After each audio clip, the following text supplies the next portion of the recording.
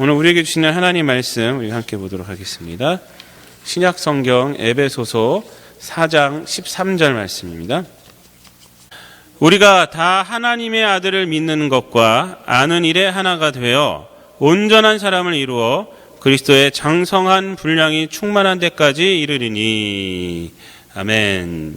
이 말씀을 가지고 이 말씀에 나오는 대로 온전한 사람이라는 제목으로 함께 은혜를 나누도록 하겠습니다. 한 주간 동안도 평안하셨습니까? 날씨가 많이 좋아졌습니다. 우리 주님 예수 그리스도로부터 오는 은혜와 평강이 여러분들의 삶에 늘 가득하기를 바랍니다. 아이들을 학교에 이제 데리고 가면서 또 이제 데리러 이제 갔다가 다시 이제 집으로 돌아오면서 나무들을 이렇게 봅니다. 이제 나무들을 보면요, 잎사귀들이 파란 잎사귀들이 이렇게 노란색으로 또 빨간색으로 이렇게 변하는 것을 또 분홍색으로 이렇게 변하는 것을 볼 수가 있습니다. 이 풍경을 보면서 이제 가을이 이제 깊어지고 있구나라는 것을 우리가 알 수가 있어요. 아침 저녁으로는 굉장히 쌀쌀하잖아요. 뭐 저녁에도 낮에도 그렇지만요. 아침 저녁으로는요 굉장히 쌀쌀해졌어요. 그래서 이제 가을이 깊어지고 있구나라는 것을 알 수가 있습니다. 그런데 한편으론 아침 저녁으로 제법 선선한 바람을 느끼면서 계절의 변화를 알게 되는 데는 우리가 민감하지만 세상을 보면서 예수 그리스도의 말씀에 민감하게 반응하지 못하고 그냥 세상 평가에 아무 생각 없이 따라가는 자신을 볼 때 참으로 하나님 앞에 부끄럽기 짝이 없음을 또 느끼기도 합니다. 기독교인들이요, 계절의 변화에는 옷깃을 여밀 줄 아는데 시대의 변화에는 마음과 영성의 옷깃을 여밀 줄 모르고 그저 세상의 가치에 따라 그냥 대중의 움직임에 따라 그냥 저절로 따라가는 모습은요 분명 문제가 있는 모습입니다. 기독교인들은 그렇게 살면 안 되거든요. 성공회대학교 석좌 교수이신 신영복 교수님의 그 나무야라는 그 짧은 그 수필집을 모은 것이 있습니다.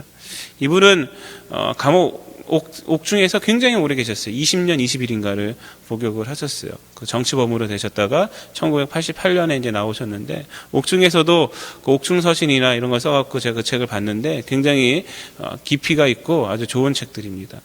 짧은 책인데 나무야는 이제 옥에서 나오셔서 우리나라 곳곳을 돌아다니시면서 거기서 떠오르는 생각들을 이렇게 엮은 책이 바로 나무야라는 책입니다. 얇은 책입니다. 근데 이 책에 어리석은 자의 우직함이 세상을 조금씩 바꿔갑니다라는 그런 제목의 글이 있습니다. 근데 이 글에서 이 신영복 교수님은요 이런 말을 해요.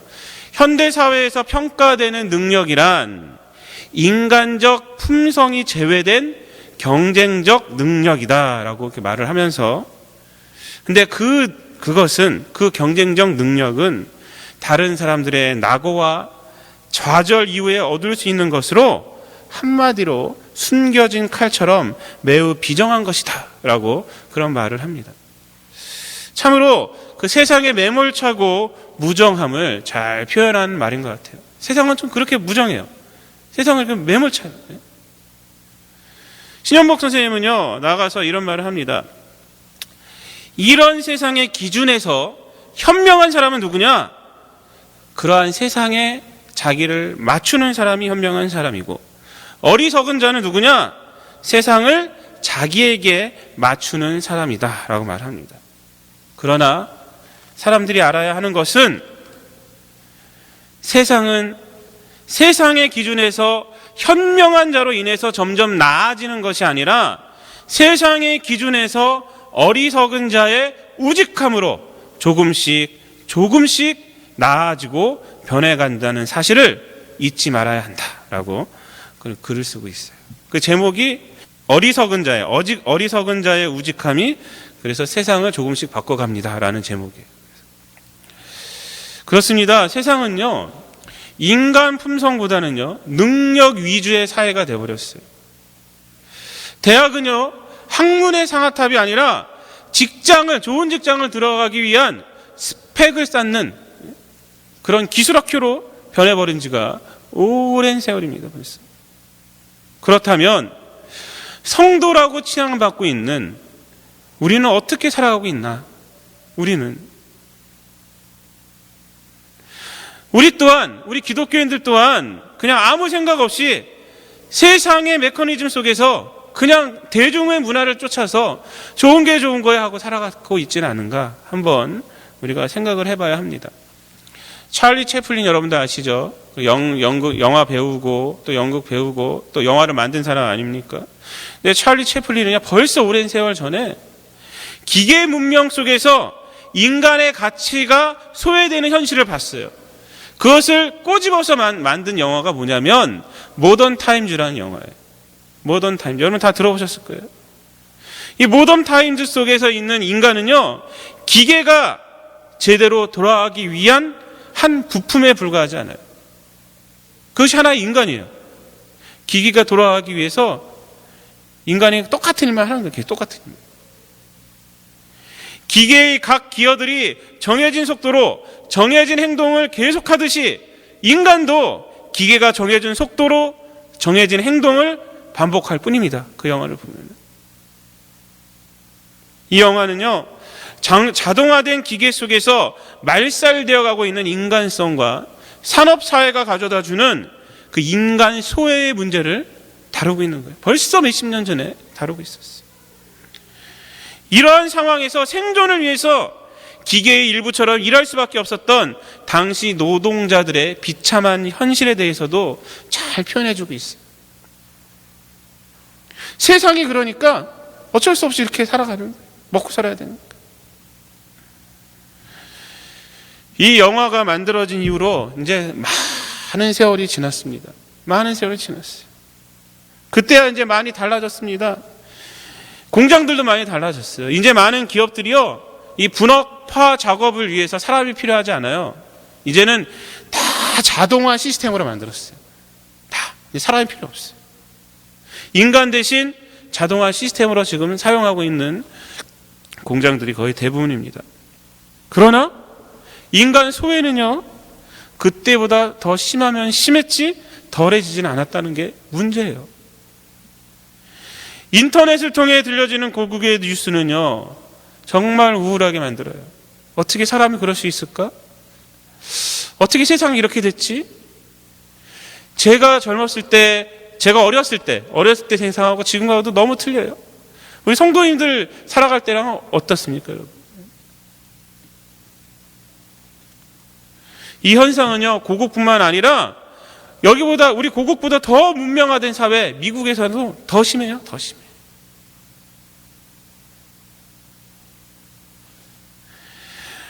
우리의 삶은요 더 부유해졌고 사회 정치도 더 민주적이 되었음에도 불구하고 왜 인간이 소외되는 이런 현상들은 더 심화만 되고 있을까? 인간이 인간을 볼 때 어떻게 저렇게 악랄하게 볼 수가 있을까? 그것은 바로 신영복 교수님이 말씀한 것처럼 인격을 제외하고 그저 세상의 기준에 부합한 사람을 온전한 사람이다 라고 생각하기 때문에 그래요. 그냥 세상의 기준에 그냥 따라가는 거예요. 따라가는 거 아무 생각 없이. 그래서 세상에서 온전한 사람은 돈이 많은 사람입니다. 그래서 세상에서 온전한 사람은 성공한 사람이어야 돼요. 성공한 사람. 힘 있는 사람, 뭔가 힘이 있는 사람이에요. 저 사람이 온전한 사람이야. 나는 뭔가 부족해. 이런 기준은 불행하게도요, 교회에도 적용이 돼요. 목회에도 적용이 된단 말이에요. 성공한 목사가 누구냐? 건물도 있고 크고 교인도 많고 이런 목사님을 성공한 목사님이라 봐요. 뭔가 대단한 목사님이라 봐요. 여러분, 사람이 없는 시골에서는 교회를 크게 할 수가 없어요. 거기는 뭐 사람이 없으니까. 그래서 사람들이 거기 안 가려고 그러죠. 작은 목회를 할 수밖에 없는 목사들은요, 그래서 평생 성공한 목사가 아닌 거야. 불쌍한 목사예요. 불쌍한 목사. 교회와 목회조차도 세상의 성공 기준이 적용되고 있는 거예요. 그것은요, 참으로 안타까운 일이에요. 우리의 기준은 틀려야 된단 말이에요. 여러분, 하나님이 원하시는 부흥이 뭔지 아십니까? 하나님이 원하시는 부흥. 그냥 단순히 교인이 많아지고 헌금이 많아지고 건물이 화려하면 그것이 부흥일까요, 여러분? 하나님 그걸 원하실까요? 그렇지가 않습니다. 구약성경 이사야 선지자를 보면요, 하나님은요, 이사야를 통해서 아주 적나라하게 당시 화려한 예배와 부요한 예배를 드리는 이스라엘 백성들을 질책하고 있음을 우리가 알 수가 있어요. 아주 좋은 성전을 갖고 있고 화려한 예배를 드렸는데 하나님이 뭐라고 그런지 아십니까? 이사야서 1장을 보면요, 하나님은 그들에게 내가 기뻐하지 않는다, 내가 너희의 예배를 견디지 못하겠다, 이렇게 말하고 있어요. 드리지 말아라. 여러분, 세상의 기준이요, 목회의 기준이 될 수가 없고 교회의 기준이 될 수가 없어요. 세상의 기준으로 본 성공이 교회의 성공이 될 수가 없습니다. 저는 에베소서 3장 13절에 사도 바울의 고백이요, 요즘 늘 제 마음을 치고 있어요. 이 말씀을 제가 설교할 때 좀 많이 언급하고 있는 것 같아요. 근데 제가 에베소서 3장 말씀을 제가 강해 설교하다가 제가 아주 큰 충격을 받았기 때문에 그래요. 3장 13절에 보면요, 사도 바울이 이렇게 말하잖아요. 그러므로 너희에게 구하노니 너희를 위한 나의 여러 환난에 대하여 낙심하지 말라, 이는 너희의 영광이니라, 이렇게 말하고 있어요. 사도 바울은요, 지금 세상의 기준으로 보았을 때 형편없이 실패한 사람이란 말이에요. 주의 일을 하다가 지금 감옥에 갇혔어요. 자기 교회가 어디 있어요? 지금 물질이 어디 있어요? 저희가 지금 감옥에 갇혀 있어요. 바울이 근데 이 말씀, 에베소 3장 13절 말씀을 하는 이유가 뭡니까? 에베소 교회에서 세상의 기준으로 바울을 보면서 실망한 사람들이 있었던 거예요. 나의 여러 환난에 대해서 낙심하는 사람, 바울의 여러 환난에 대해서, 바울이 지금 처한 상황에 대해서 낙심한 사람이 있었던 거예요. 그 사람에게 이렇게 말하는 것입니다. 이것이야말로 너에게 영광이다, 이렇게 말하는 거예요. 낙심하지 마, 이건 너에게 영광이야 라고 말한 거예요. 이 말씀이 의미하는 것은 뭐냐면, 세상의 기준으로 나를 판단하지 말아라, 이겁니다. 세상의 기준으로 신앙을 판단하지 말아라, 이거예요. 복음으로 하나님의 아들 예수 그리스도를 중심으로 세상을 보아야 한다, 지금 그 말을 하고 있는 것입니다. 저는 그래서 신앙인이란 이렇게 정의하고 싶어요. 여러 정의를 할 수 있지만, 중심이 틀린 사람, 판단의 중심이 틀린 사람이 신앙인이다 라고 말할 수가 있습니다. 세상의 중심이 아닌 예수 그리스도 중심의 사람이 신앙인인 거예요. 신앙인. 세상이 아니라, 대중적인 삶이 아니라 예수 그리스도 중심, 예수 그리스도로 자신의 삶을 평가할 수 있는 사람, 예수 그리스도로 세상을 평가할 수 있는 사람, 이 사람이 바로 기독교인이란 말입니다. 오늘 말씀이 바로 이것을 우리에게 말해주고 있어요. 오늘 말씀을 보면요, 온전한 사람이 나옵니다. 온전한 사람. 누가 온전한 사람이에요? 하나님의 아들을 믿는 것과 아는 일에 하나가 돼요. 그래야 온전한 사람이 된다는 거예요. 13절 말씀 제가 다시 한번 읽어드리겠습니다. 우리가 다 하나님의 아들을 믿는 것과 아는 일에 하나가 되어 온전한 사람을 이루어 그리스도의 장성한 분량에 충만한 데까지 이르리니 라고 말하고 있어요. 하나님의 아들을 믿는 것과 아는 일에 하나가 되어야지 온전한 사람이 된다고 말하고 있는 거예요. 그래야, 온전한 사람이 돼야 그리스도의 장성한 분량이 충만한 데까지 이룰 수가 있다는 것이에요. 여러분, 그리스도의 장성한 분량이 충만한 데까지 이뤄야지 우리가 온전한 사람이 되는 것이 아니에요. 먼저 온전한 사람이 돼야 돼요. 저는요, 아이들을 보면서 그 생각을 해요. 우리 진서 있잖아요. 태어난 조그만 아기, 갓 태어난 아기가 온전한 사람이 아닙니까, 여러분? 온전한 사람이에요. 있을 거 다 있단 말이에요. 성인이 돼야지만 온전한 사람입니까? 아니란 말이에요.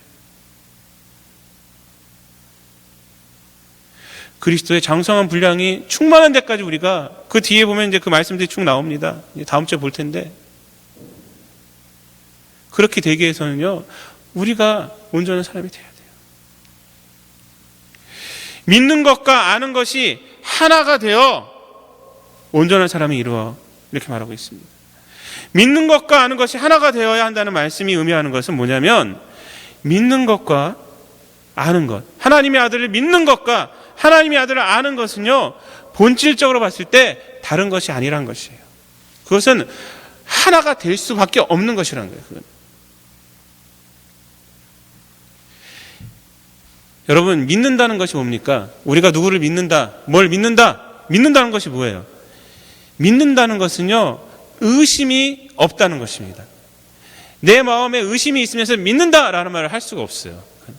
그냥 말만 하는 거지 믿는 게 아니에요. 의심이 없다는 것은 뭡니까? 누굴 향해서 믿을 때? 자신을 비웠다는 거예요. 자신이 비웠다는 거예요. 온전히 믿는다는 것은, 그래서 자신을 비웠다는 거예요. 자신을 비우지 않고는요, 믿을 수가 없어요. 믿을 수가 없어요. 기독교 신앙의 출발은 바로 이 믿음입니다. 믿음. 그런데 믿음에 대해서 사람들이 오해하고 있는 것이 있어요. 그것은 뭐냐면, 믿음은 내가 갖고 있는 신념에 뭐 한 가지를 더 첨가하는 것이다 라고 생각한단 말이에요. 그러나 그것은 믿음이 아닙니다. 믿음은요, 내가 갖고 있는 것에 뭘 덧붙이는 것이 아니라, 믿음은 뭐냐면 자기를 완전히 비워버리는 거예요. 믿음은 뭐냐면 자기 절망에서 출발하는 거예요. 그래서 기독교는요, 자기를 부인하라고 그래요. 자기를 부인하라. 내가 죄인임을 인정하지 못하면 하나님의 사랑을 받아들일 수가 없어요. 믿음은 뭐냐면 우리 스스로 죽어마땅한 죄인이라는 자기 인식에서 출발할 수밖에 없어요. 그 인식이 없으면 그건 믿음이 아니에요. 그거는. 그 인식이 있어야지 비로소 십자가가 은혜가 되는 거죠. 예수님이 나의 죄를 위해서 죽으셨다는데 내가 죄인인지 인식하지 못하면 그것을 어떻게 믿어요, 우리가? 믿음은 뭐냐면, 그래서 인간의 자신에 대한 절망을 통해서 맺혀지는 열매가 믿음이에요. 자신에 대한 절망, 자신에 대한 한없는 실망, 그것이 있어야지, 그래야지 예수님을 바라볼 수가 있단 말이에요. 그 다음에 하나님의 아들을 안다는 것은 뭡니까? 바로 이 절망 속에서 바로 예수 그리스도가 필요하다는 것을 깨닫고 그분을 갈망하는 것, 그분이 채워지기를 위해서 기도하는 것, 그것이 바로 예수 그리스도를 안다는 것이에요.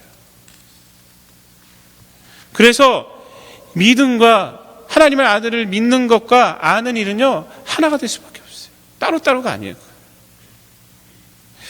특별히 아는 일을 헬라어 원어로 보면요, 에피그노시스라고 나옵니다. 에피그노시스. 이 말을 해석하면 그 지식이에요. 그 지식.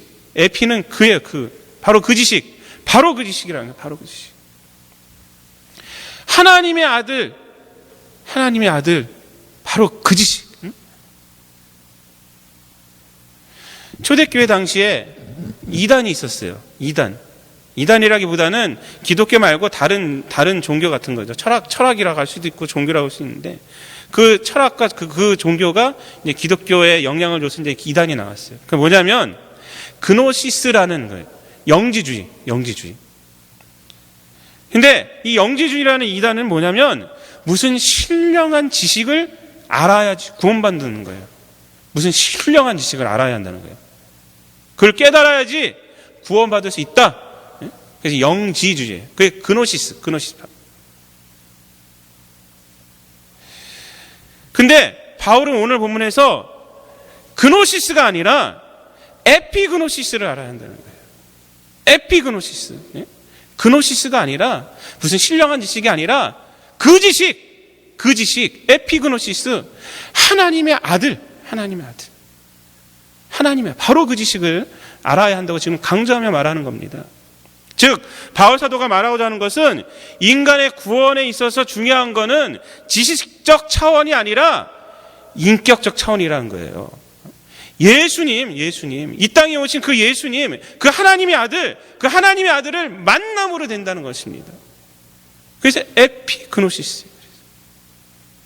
더 쉽게 말씀드리면 깨달음이 아니라 예수 그리스도의 사귐, 그것을 바로 말하는 것입니다.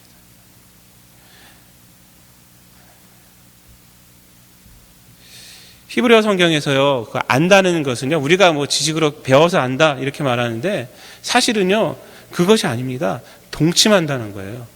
그거는요. 그 안에 동침한다는 뜻이, 남자와 여자가 동침한다, 그것을 안다라고 말하고 있어요. 안다. 바로 그 지식, 예수님과의 인격을 말하는 거예요. 예수님과의 인격적인 관계. 성경은요 그것을 말하고 있습니다. 구원은 인간으로 출발한 것이 아니란 말이에요. 인간이 뭘 깨닫고 인간이 뭘 하고 그것이 아니란 거예요. 오직 위로부터 오는 은혜, 예수 그리스도를 만남으로, 그와 사귐으로, 그와 동행함으로 우리가 구원받을 수 있다는 거예요. 우리가 온전한 사람이 될 수 있다는 것입니다. 성경은 곳곳에서, 특히 신약 성경은요 곳곳에서 이 사실을 말하고 있어요. 요한복음 3장에 보면요 니고데모가 예수님을 찾아오잖아요. 니고데모에게 뭐라고 말합니까? 예수님이 거듭나야 한다 이렇게 말하잖아요. 거듭나야 한다. 영으로 다시 태어나야 한다. 이렇게. 육으로 난 것은 육이고 영으로 나야 한다. 에베소서 2장 우리가 봤지만 바울은 뭐라고 말합니까? 그래서 구원에 대해서 하나님의 선물이다 이렇게 말해요. 에베소서 2장 8절 9절을 보면요, 너희는 그 은혜에 의하여 믿음으로 말미암아 구원을 받았으니 이것은 너희에게 난 것이 아니요 하나님의 선물이라. 행위에서 난 것이 아니니 이는 누구든지 자랑하지 못하게 함이라. 여러분, 하나님의 선물이라는 게 뭐예요? 예수님이 뭘 갖다가 우리한테 줬어요? 그거 아니잖아요. 예수님을 주신 거예요. 예수님을 준 거지 예수님이 뭘 갖고 와서 우리는 준 게 아니란 말이에요. 하나님의 선물이라는 건 뭐냐면, 그래서 예수님과의 인격적인 관계, 그걸 말하는 거예요. 그러므로 하나님의 아들에 관한 지식을 우리가 오해하면 안 됩니다. 그 지식은 예수님에 대한 지식을 말한 것도 아니에요. 예수님의 키가 얼마고 예수님의 몸무게가 얼마고 그거 뭐 알면 뭐 하겠어요? 그게 무슨 의미가 있겠어요? 그게.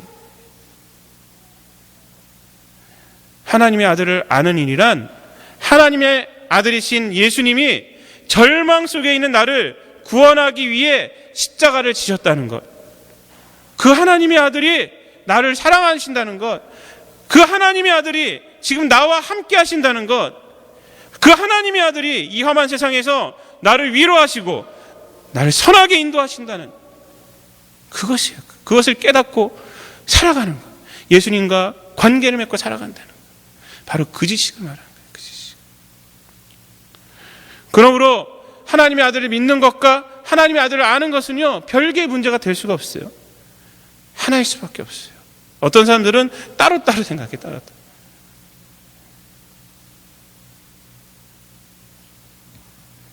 바울사도는 그리고 아주 중요한 말씀을 그 다음에 우리에게 합니다. 하나님을 믿는 것과 아는 일에 하나가 되면 온전한 사람이 된다라고 말하는 거죠. 온전한 사람이 된다는 거예요. 이 말씀이 의미하는 것은 인간의 온전함은 하나님과 함께할 때 비로소 온전해지는 것이지, 하나님을 떠나서는 인간 스스로는 죽었다 깨나도 온전해질 수 없다라는 말씀입니다. 그러기에 세상을 기준으로 성공하면요 우리가 이 땅에서 부유하게 살 수는 있어요. 그러나 온전한 사람은 될 수가 없습니다. 세상의 기준으로 우리가 성공하면 명예를 얻을 수는 있어요. 그러나 온전해질 수는 없습니다. 세상의 기준으로 성공하면 우리가 편안하게 살 수는 있습니다. 그러나 그것으로 그친다면 온전한 사람이 될 수는 없습니다. 그러나 반대로 하나님의 아들을 믿는 것과 아는 일에 하나가 되어 살아간다면 가난하여도 우리는 온전한 사람이 되는 거예요. 온전한 삶이 되는 거예요. 또 권력은 없어도 온전한 사람이 되는 거예요.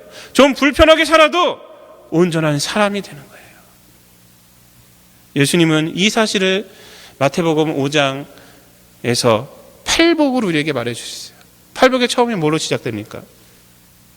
마음이 가난한 자는, 심령이 가난한 자는 복이 있나니 천국이 너희 것이다.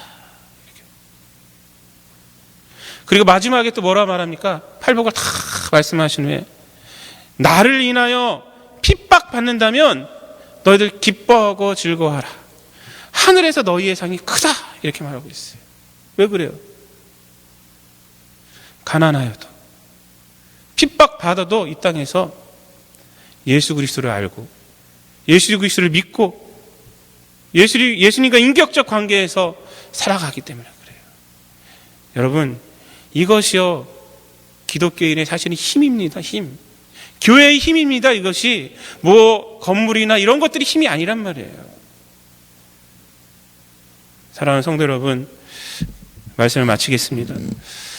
여러분은 어떻게 살아가고 있습니까? 세상의 기준에 따라, 대중에 따라 자신을 평가하고 또 세상을 평가하고 살아가고 있습니까? 그렇다면 아직 기독교인이 아닌 것입니다. 기독교인은 예수 그리스도를 믿는 것과 아는 일에 하나가 됨으로 온전한 사람이 된 사람이에요. 세상적 기준이 아닌 하늘의 기준으로 여러분 살아가시는 사람들이 되시길 바랍니다. 부디 여러분들이 이 세상에서 참 그리스도인이 되시기를, 온전한 사람이 되시기를 우리 구주 예수 그리스도의 이름으로 축복을 드립니다.